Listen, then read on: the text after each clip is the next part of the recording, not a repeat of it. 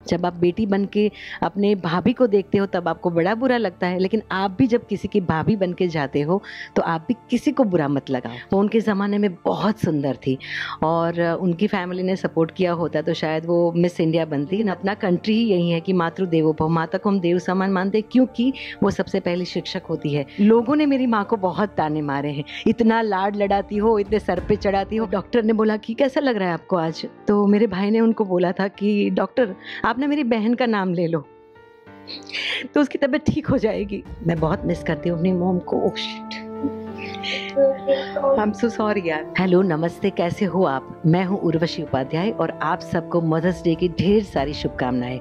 और आप मुझे देख रहे हैं पीएन टीवी में। सबसे पहले तो उर्वशी जी स्वागत है आपका हमारे चैनल में।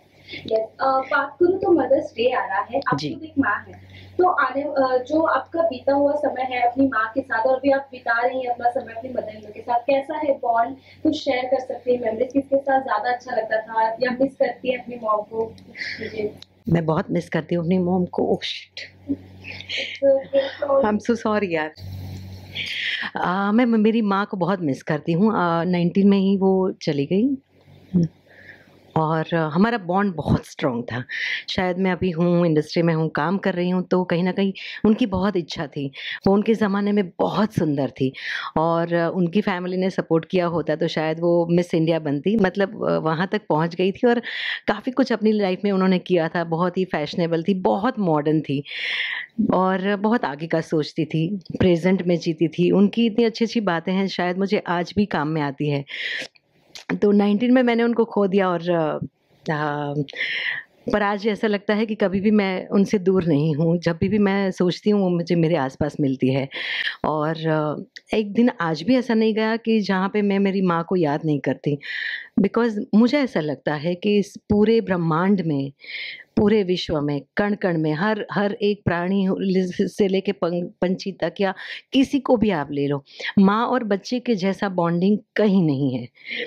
वो एक-दूसरे को जिस तरह से अनकंडीशनल माँ प्यार करती है ना, वैसा प्यार कोई नहीं कर सकता। बिकॉज़ जब आप प्रेग्नेंट होते, बिकॉज़ मैं भी माँ हूँ, आई हैव 2 किड्स, मेरे 2 बेटे हैं। तो जब आप प्रेग्नेंट होते हो, सबसे पहली फीलिंग्स माँ को ये आती है कि येस आई एम प्रेग्नेंट। आप बहुत सारी चीज़ों से रूबरू होते हो, नई-नई चीज़ें आपके बॉडी में बदलाव आते हैं, मूड में बदलाव आते हैं, खाने-पीने की मतलब क्या कुछ नहीं होता और ये जो बदलाव है ना, वो बदलाव भी हमें बहुत सरप्राइज़ देते हैं। तो ये कुछ अलग ही जर्नी है। तो आई थिंक मदर्स डे तो मैं ऐसा मानती हूँ कि हमारा देश भारतवर्ष मातृ देवो भव, तैत्तरीय उपनिषद में ये लिखा था कि मातृ देवो भव। क्यों लिखा था? क्योंकि माता को देव समान हम मानते हैं और हमारा देश मदर्स डे तो चलो अच्छी बात है, हमें समय के साथ बदलना चाहिए तो मदर्स डे है, लेकिन अपना कंट्री ही यही है कि मातृ देवो भव, माता को हम देव समान मानते हैं क्योंकि वो सबसे पहली शिक्षक होती है। हम सबसे पहले उन्हीं को देखते हैं, सबसे हमारा पहला खाना ही माँ का होता है, दूध। तो आप समझ सकते हो कि सब कुछ पहली चीज़ माँ ही होती है, तो उसके बगैर तो कुछ हो ही नहीं सकता दुनिया में। लेकिन अगर अपनी मॉम की बात करूँ तो ऐसा होता है ना कि शादी से पहले मॉम बहुत कुछ सुनाती है या फिर ताने मारती है, शादी तेरी होगी तो तुझे पता चलेगा कैसे होता है कैसे, तो ये सारी चीजें आपको सुनने को मिली थी कि नहीं? मैं बहुत लाडली थी। मेरे 4 भाई हैं और कज़िन्स, ब्रदर वो सब काउंट करो तो 18 भाई हैं। तो मैं बहुत मन्नत की थी और मतलब मेरे लिए बहुत मन्नत मानी थी कि एक बेटी चाहिए। बोलते हैं ना कन्यादान, तो ये पुण्य के लिए एक बेटी चाहिए और बहुत मन्नत की थी तो आई, तब मैं पूर्णिमा के दिन आई और बहुत सीक्रेट मेरा एक नाम है, तो मेरी माँ मुझे पूनम कह के ही बुलाती थी बिकॉज़ पूर्णिमा के दिन पैदा हुई थी। तो कभी मतलब लोगों ने मेरी माँ को बहुत ताने मारे हैं, इतना लाड लड़ाती हो, इतने सर पे चढ़ाती हो, ससुराल जाएगी तब पता चलेगा, तुम लोग ना रोओगे, उसको कुछ नहीं आएगा। तो मेरे पापा को भी बहुत ताने पड़ते थे कि ना एक काम करना, तुम ना नौकर बन के साथ में चले जाना, इतना सर पे चढ़ाते हो बेटी को। तो मेरे पापा हँस के बोलते थे कि हाँ, मैं चला जाऊँगा नौकर बन के साथ में, पर मेरी बेटी कुछ नहीं करेगी।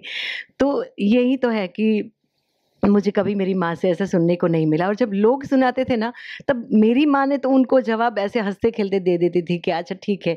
पर मेरे मन में वो बहुत गाँठ बाँधी थी कि मैं कभी मेरी माँ को सुनना पड़े, वैसा काम नहीं करूँगी।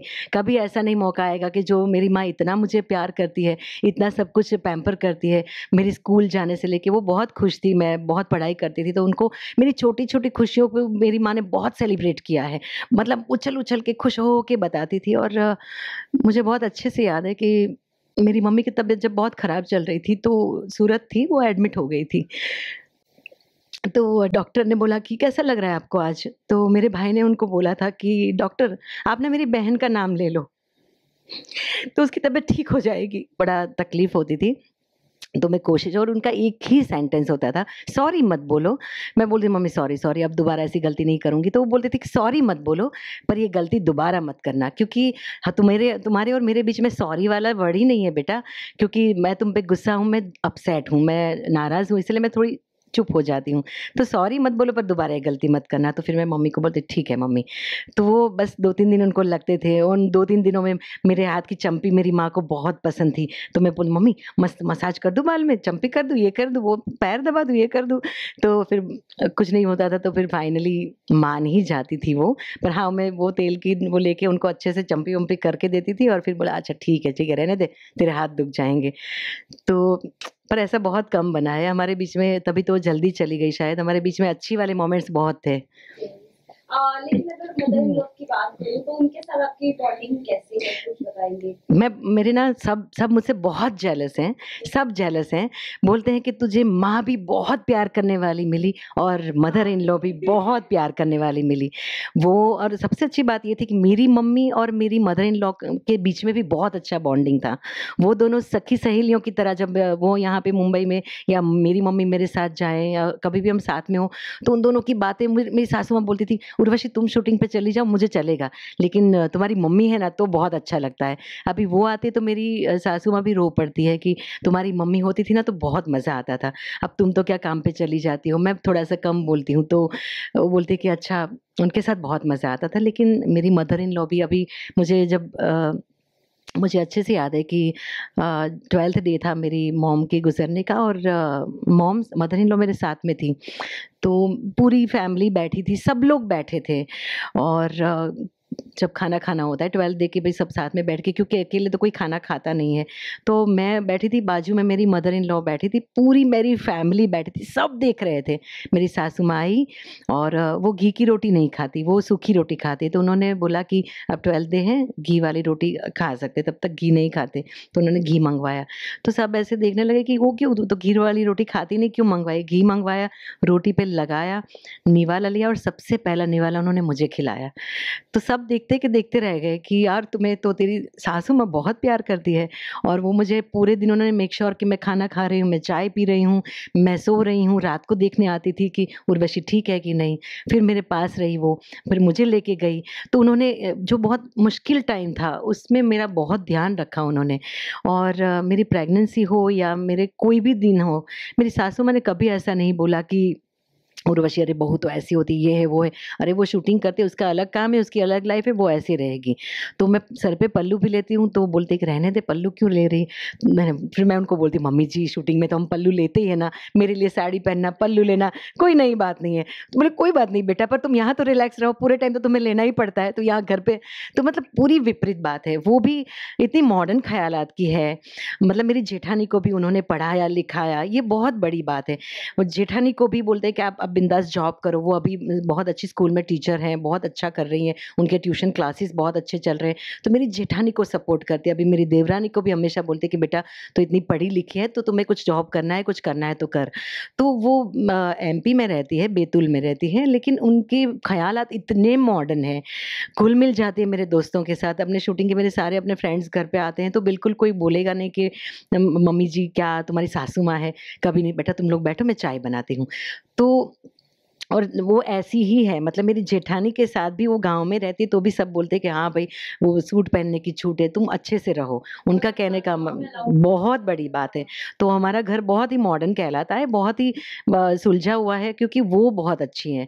और वो जब जब क्या है, सासू माँ खुद ही अपनी बहू की साइड लेना, उनके बारे में अच्छा बोलना शुरू करे तो किसी की हिम्मत नहीं होती कि आके कुछ बोल जाए। तो और मेरी पहली रसोई में भी बहुत ही सही हुआ था कि मैं 1 साल बाद, शादी के 1 साल बाद गई, तो सब लोग इकट्ठे हो गए थे कि अरे उर्वशी आई है, उसको बोलो कि पहली रसोई बनाए।